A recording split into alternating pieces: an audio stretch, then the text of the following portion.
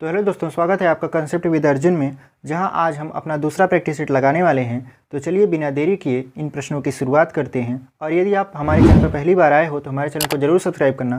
हमारा एक दूसरा भी चैनल है अर्जुन मैथ्स के नाम पर, जहाँ पहले प्रैक्टिस सेट चला करता था, लेकिन अब हम सोच रहे हैं कि उस चैनल पर आपका थ्योरी क्लास चला दें और यहाँ पर प्रैक्टिस क्लास चला दें, जिसकी वजह से आप थ्योरी वहाँ पर पढ़ जाओ और प्रैक्टिस सेट इस चैनल पर लगाओ।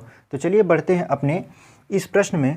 और अगर आप इंटरेस्टेड हो तो उस चैनल को भी सब्सक्राइब कर लेना। इस चैनल को तो सब्सक्राइब करना ही, क्योंकि इस चैनल पर ही प्रैक्टिस सेट आएगा। तो देखिए, हमारा जो पहला प्रश्न है वो कह रहा है कि 8 पुरुषों की औसत आयु 2 वर्ष बढ़ जाती है यदि उनमें से 2 पुरुषों जिनकी आयु 21 वर्ष तथा 23 वर्ष है के स्थान पर 2 नए पुरुषों को लिया जाता है। दोनों नए पुरुषों की औसत आयु ज्ञात कीजिए। बहुत ही सिंपल सा क्वेश्चन है, लेकिन इसको कुछ लोग जब लगाएंगे तो क्या करेगा, बड़ा टाइम लेगा। तो बहुत ज़्यादा टाइम ना ले, इसके लिए हम लोग थोड़ा सा जुगाड़ बनाते हैं। देखिए क्या होगा यहाँ पे कि सबसे पहले मान लेंगे कि 8 पुरुषों की औसत आयु यक्स है। ठीक है, 8 पुरुषों की औसत आयु यक्स पर बार मान लेते हैं। अब देखिए, इसका एवरेज हमने किसका माना, 8 पुरुषों का एवरेज यक्स पर बार है, तो इसका योग निकाल लेते हैं। तो योग बराबर आपका फार्मूला क्या होता है, योग बराबर होता है एवरेज गुणित संख्या। तो एवरेज था आपका यक्स पर बार और संख्या था आपका 8, तो हो जाएगा 8 यक्स पर बार। अब कह रहा है कि 8 पुरुषों की औसत आयु 2 वर्ष बढ़ जाती है यदि 2 पुरुष जिनकी आयु 21 वर्ष और 23 वर्ष है के स्थान पर 2 नए पुरुष आ जाते हैं। उन नए पुरुषों का औसत आयु बताइए। तो सबसे पहले इसमें से 2 पुरुष हम निकालेंगे जिनकी आयु आपका 21 वर्ष और 23 वर्ष है। ठीक है, और 2 पुरुष ऐड करेंगे जिसकी आयु हम मान रखे हैं एक्स प्लस वाई, यानी 2 पुरुष को हमने निकाला जिनकी आयु 21 वर्ष और 23 वर्ष थी, और 2 पुरुषों को ऐड कर लिया जिनकी आयु हमने माना यक्स प्लस वाई, यानी पहले की आयु यक्स वर्ष, दूसरे की आयु वाई वर्ष। अब जब इसका औसत निकालेंगे, चूँकि देखिए 2 लोग जा रहे हैं और 2 लोग आ रहे हैं, तो संख्या में कोई फ़र्क नहीं पड़ेगा, तो संख्या हमारा क्या हो जाएगा 8। ठीक है, औसत बराबर क्या होता है, योग बटा के संख्या। अब ये जो औसत कह रहा है कि 2 वर्ष ये बढ़ जाएगा, यानी हमारा जो पुराना औसत था यक्स पर बार था, अब ये 2 बढ़ जाएगा। तो 2 हमने क्या किया, बढ़ा दिया। यहाँ पे बढ़िया से लिख देते हैं थोड़ा सा। ठीक है, अब देखिए, अब 21 और 23 को जोड़ेंगे तो हो जाएगा 44। तो यहाँ पे 8 का गुणा इसमें करा लीजिए, तो हो जाएगा 8 यक्स पर बार। अब यहाँ हो जाएगा 44 प्लस यक्स प्लस वाई बराबर, इसका जब उसमें गुणा करवा देंगे तो हो जाएगा 8 यक्स पर बार प्लस 8 दूना के 16। अब देखिए, यहाँ पर जो 8 यक्स पर बार इस तरफ भी है इस तरफ भी है, काट देते हैं। अब यहाँ पर ये जो 44 है इसको उस तरफ ले जाएंगे, तो ऐड कर देंगे किसमें, 16 में। -44 उस तरफ जाएगा तो जुड़ जाएगा, तो जुड़ेगा 16 में, तो कितना हो जाएगा 60, यानी यक्स प्लस वाई बराबर जो आएगा वो आ गया आपका 60। यानी जो 2 व्यक्ति लिए गए थे उनकी आयु का जो योग है वो तो 60 है, और पूछ रहा है औसत, तो औसत बराबर होता है योग बटा के संख्या। तो योग 60 है और संख्या 2 व्यक्ति हैं, तो 2 हो जाएगी। यानी हम 60 में 2 से क्या कर दें, भाग कर दें, तो जो आएगा वो 2 व्यक्तियों का औसत होगा। तो कितना आया हमारा, 30 आया। यानी जो 2 नए व्यक्ति लिए गए थे उनकी आयु का जो औसत होगा वो कितना हो गया, 30 वर्ष हो गया। तो कौन सा उत्तर आपका सही हो जाएगा, तो option number D is the right answer. उम्मीद है आपको ये समझ में आया होगा।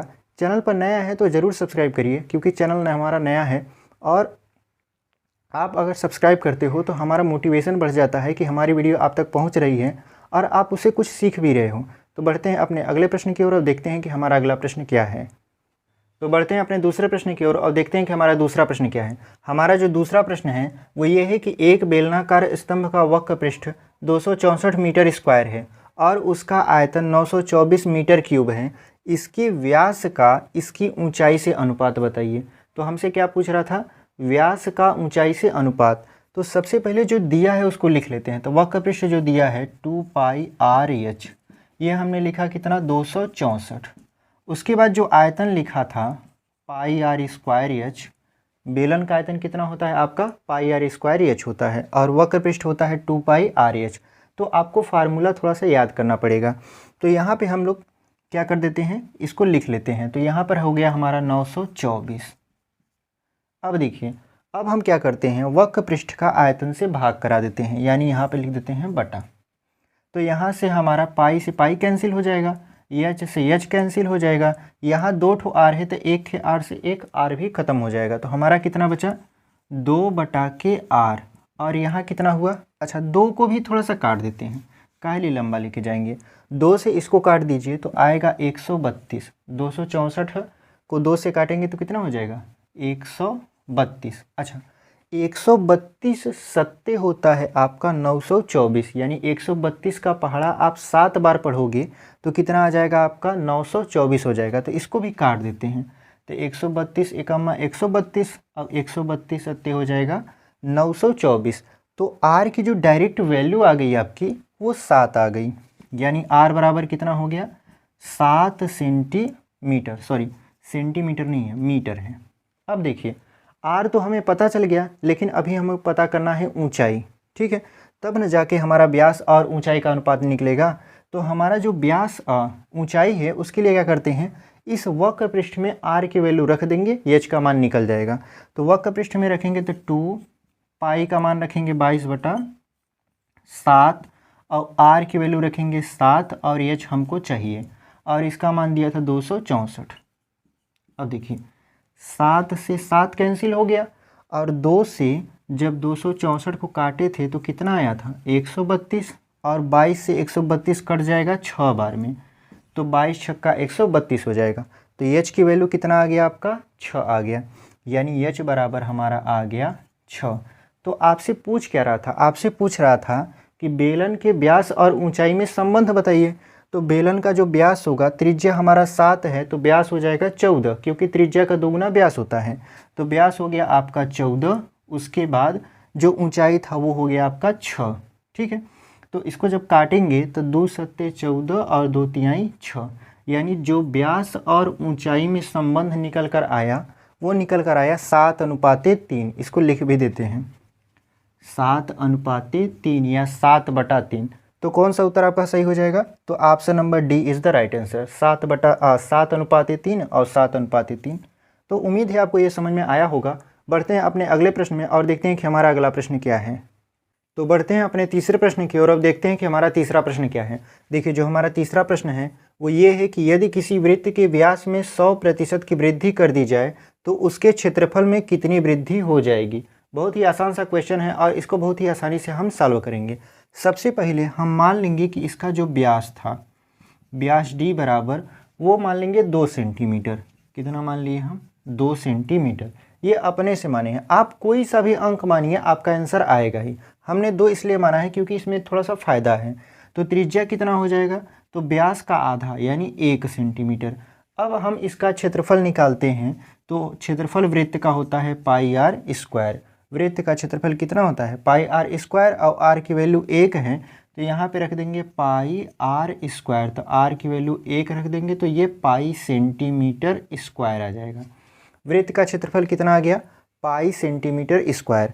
अब देखिए अब कह रहा है कि यदि वृत्त का व्यास 100% बढ़ा दिया जाए, तो जब वृत्त का व्यास 100% बढ़ा दिया गया तो हम जानेंगे कि वृत्त का व्यास कितना आखिर बढ़ गया। तो निकाल लेते हैं। तो 2 गुणते यहाँ हो जाएगा 100 + 100/100। अब देखिए 100 + 100/100 यानी मूल व्यास गुणते 100 प्लस बढ़ा हुआ व्यास। तो कितना बढ़ा रहा है 100% बटा 100। तो 100 और 100 जोड़ेंगे तो हो जाएगा 200 और 200 को 100 से काटेंगे तो बचेगा 2 और 2 का 2 में गुणा करा देंगे तो आ जाएगा आपका 4। यानी जो नया व्यास है आपका वो 4 सेंटीमीटर आ गया। नया व्यास आपका कितना आ गया 4 सेंटीमीटर। तो नई त्रिज्या कितना होगा, तो 4 का आधा 2 सेंटीमीटर। जो नई त्रिज्या आपकी होगी वो 2 सेंटीमीटर होगी। अब इसका क्षेत्रफल कितना आएगा, तो πr²। तब πr की वैल्यू 2 का स्क्वायर, तो ये हो जाएगा 4 पाई। देखिए पहले आपका जो क्षेत्रफल था वो पाई सेंटीमीटर स्क्वायर था, लेकिन अब जो क्षेत्रफल है वो 4 पाई आ गया। तो कितना बढ़ा, तो 3 पाई बढ़ गया। यानी कितना बढ़ गया आपका 3 गुना बढ़ गया। यानी अगर हम देखें कितना बढ़ा है तो 4 पाई में से पाई को घटा देंगे तो कितना आ जाएगा 3 पाई। 3 पाई बटे में मूल जो क्षेत्रफल था पाई गुणते कर देंगे 100%। तो पाई से पाई कैंसिल हो गया, 3 का गुणा जब 100 में कर देंगे तो आ जाएगा 300। यानी जो हमारा क्षेत्रफल होगा पूछ रहा था ना, उसके क्षेत्रफल में कितने प्रतिशत की वृद्धि हो जाएगी, तो 300% की वृद्धि हो जाएगी। कितने का वृद्धि हो गया आपका? 300% का वृद्धि हो गया। तो कौन सा उत्तर आपका सही हो जाएगा? तो option number A is the right answer. हम ऐसे ही प्रैक्टिस सेट लेकर आते रहते हैं, तो आप हमारे चैनल को जरूर सब्सक्राइब करिए। वीडियो अच्छी लगती है तो लाइक करिए और अपने दोस्तों तक भी शेयर करिए, ताकि वो उनको भी पता चले कि इस चैनल पर प्रैक्टिस सेट चल रहा है और वो भी अपनी तैयारी को बहुत मजबूती के साथ आगे बढ़ाएं। तो बढ़ते हैं अपने अगले प्रश्न में और देखते हैं कि हमारा अगला प्रश्न क्या है।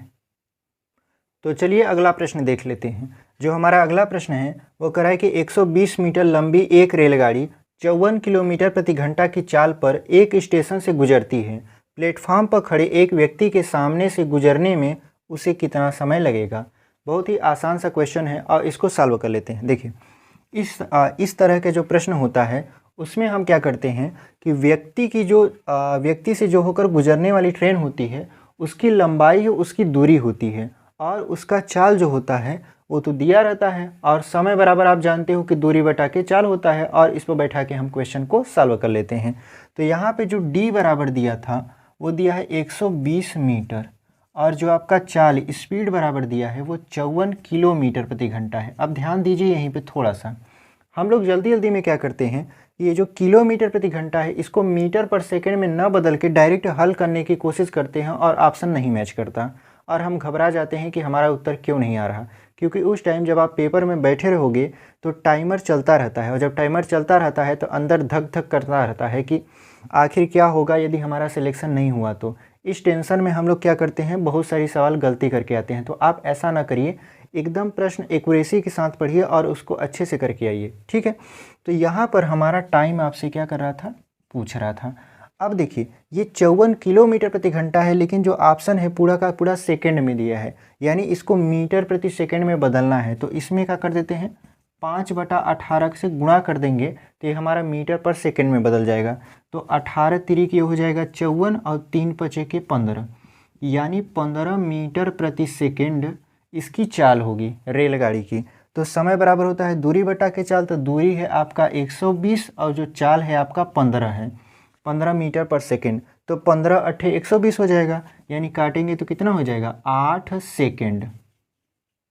हमारा जो उत्तर आ गया वो कितना आया, 8 सेकंड।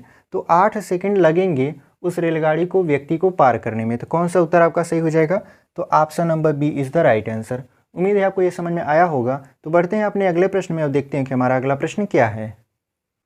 हमारा जो 5वां और आखिरी प्रश्न है वो ये है कि पुनीत 60 किलोमीटर प्रति घंटा की गति से अपने दफ्तर जाता है तथा 90 किलोमीटर प्रति घंटा की गति से अपने घर वापस आता है। पूरी यात्रा के लिए पुनीत की औसत गति क्या होगी? तो यहाँ पे आपसे औसत गति पूछ रहा है। तो औसत गति बराबर एक फार्मूला होता है आपका 2x × y बटे x प्लस वाई, ठीक है। जहाँ वो x है उसकी पहली चाल है और जो y है उसकी दूसरी चाल है। तो यहाँ पे हम उसका मान रख लेते हैं। तो यहाँ पे दिया है 2 गुणते x की वैल्यू हम मान लेते हैं 60 दिया है, तो हो जाएगा 60 गुणते 90 बटे 60 प्लस 90। अब देखिए यहाँ पर 60 और 90 जोड़ेंगे तो हो जाएगा 150, मतलब 150। तो 2 गुणते 60 गुणते 90 बटे हो जाएगा 150। अब देखिए 0 से 0 एक कैंसिल कर दीजिए और 15 से 90 को काटेंगे तो 15 छक्का हो जाएगा 90। तो यहाँ बचा 2 गुणते 6 गुणते 6, तो 6 छक्का 36 और 36 दूना हो जाएगा आपका 72, यानी ये आ गया आपका 72 किलोमीटर प्रति घंटा। लेकिन हम ऑप्शन की ओर चलते हैं तो यहाँ पे सभी मीटर पर सेकंड में दिए हैं। तो मीटर पर सेकंड में बदलने के लिए क्या करते हैं, इसमें 5/18 से गुणा कर देंगे। तो 18 चौक कितना हो जाएगा, 72, और 4 पंचे हो जाएगा आपका 20, यानी ये 20 मीटर प्रति सेकंड आएगा इसकी औसत चाल। तो कौन सा उत्तर आपका सही हो जाएगा? तो ऑप्शन नंबर आपका जो सी है वो आपका राइट आंसर है। उम्मीद है आपको ये समझ में आया होगा। तो हम ऐसे ही एसएससी जीडी का प्रैक्टिस सेट लाते रहते हैं। तो आप अगर कहोगे तो रीजनिंग का भी प्रैक्टिस सेट लाएंगे, कहोगे हिंदी का भी प्रैक्टिस सेट लाएंगे। तो अगर आप हमारे चैनल पर नए हैं तो हमारे चैनल को ज़रूर सब्सक्राइब करिए। वीडियो अच्छी लगती है तो लाइक करिए और अपने दोस्तों तक शेयर करिए। हम ऐसे ही एसएससी जीडी का प्रैक्टिस सेट आप लोगों के लिए लेकर आते रहते हैं। तो यदि आप मैथ की वीडियो देख रहे हो और आपको लग रहा है कि रीजनिंग की भी वीडियो आनी चाहिए तो आप ज़रूर कमेंट करना, हम उसको लेकर आएंगे और आपको रीजनिंग कैसे पढ़ते हैं कम टाइम में उसको भी बताएंगे। रीजनिंग के क्वेश्चन एसएससी जीडी में बहुत ही सरल पूछता है, मैथ का थोड़ा सा टफ पूछ लेता है, लेकिन उससे कोई दिक्कत नहीं है। यहाँ पे क्लासेस चल रही हैं, आप देखकर उसका सलूशन आराम से प्राप्त कर सकते हैं। तो आज के लिए इतना ही, मिलते हैं आपसे अगले वीडियो में, तब तक के लिए धन्यवाद।